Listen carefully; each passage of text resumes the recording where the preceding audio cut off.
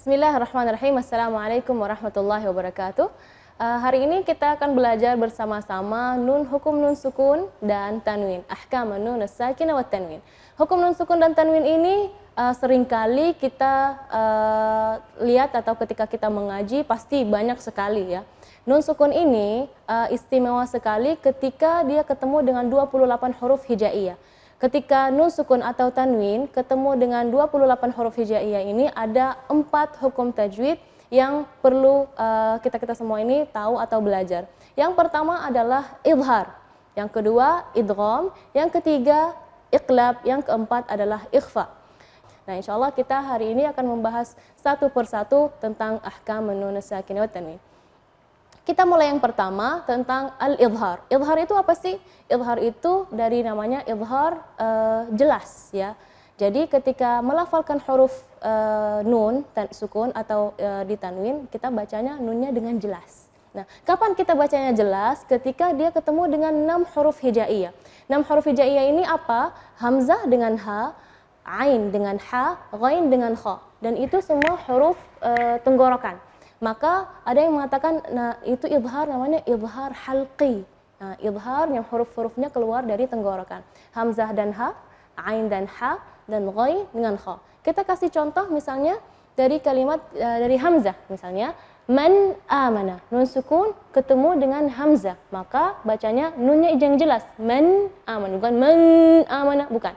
Man amana. Seperti itu cara membacanya. Atau misalnya tanwin. Aliman hakima.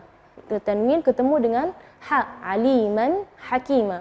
Atau misalnya di kha, al-munkhaniqah, al-munkhaniqah, nunnya yang jelas. Huruf berikutnya atau hukum berikutnya adalah hukum idgham. Hukum idgham ini apa artinya? Hukum idgham ini adalah ketika melafalkan idgham ini adalah dua huruf yang sama atau dua huruf ada kesamaannya, dia bergabung menjadi satu huruf. Contoh misalnya mimma, kalau asalnya mimma ya, mimma, ketika digabung mimma, jadi nunnya tidak kelihatan. Di hukum idgham ini pun ada dua uraian, ada idgham bi gunnah, ada idgham bila gunnah. Idgham bi gunnah ada 4 huruf, idgham bila gunnah ada 2 huruf. Ya, kita idgham bi gunnah dulu ya. Idgham bi gunnah ini 4 huruf dalam kalimat yanmu. Ya, yanmu itu dalam bahasa Arab berarti tumbuh. Nah, yanmu, ya, nun, mim, waw. Nah, jadi ketika nun sukun ketemu dengan 4 huruf ini, dia ada gunnahnya. May ya'mal, ya. May ya'mal, ya. Nunnya tidak jelas tapi ada suara dengung gunnahnya. May. Jadi itu namanya idgham. May ya'mal. Atau misalnya kita seperti tadi contoh tadi mimma seperti itu. Jadi ini adalah idgham bi gunnah. Yang kedua adalah idgham bila gunnah, tidak ada dengung ya.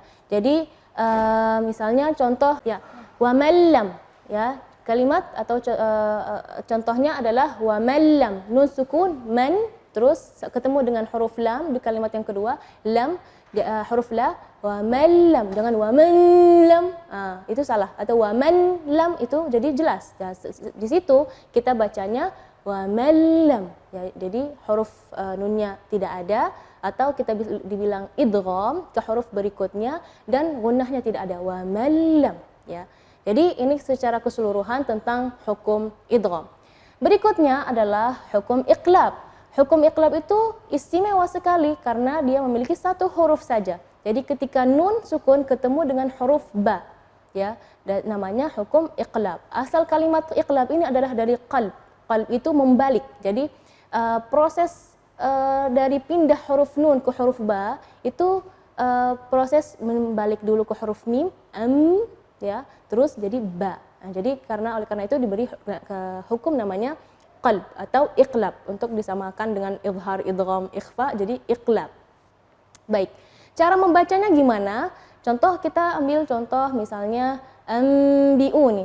Kalimatnya anbi'uni. Nah, tapi ketika kita membacanya anbi'uni, terjadi khilaf antara misalnya ada yang bilang bibirnya terlalu ronggang, biun, atau merapat. Itu yang mana sih yang benar? Nah, yang benar adalah kita merapatkan bibir, tapi jangan terlalu menekan, enggak. Jadi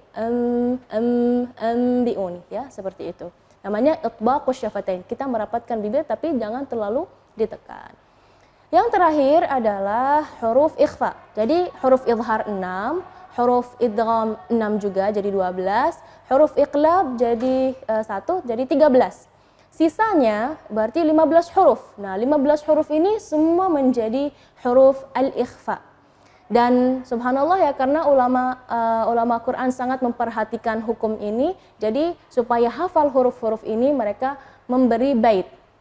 Ya, jadi setiap awal huruf dari kalimat tersebut itu adalah huruf ikhfa.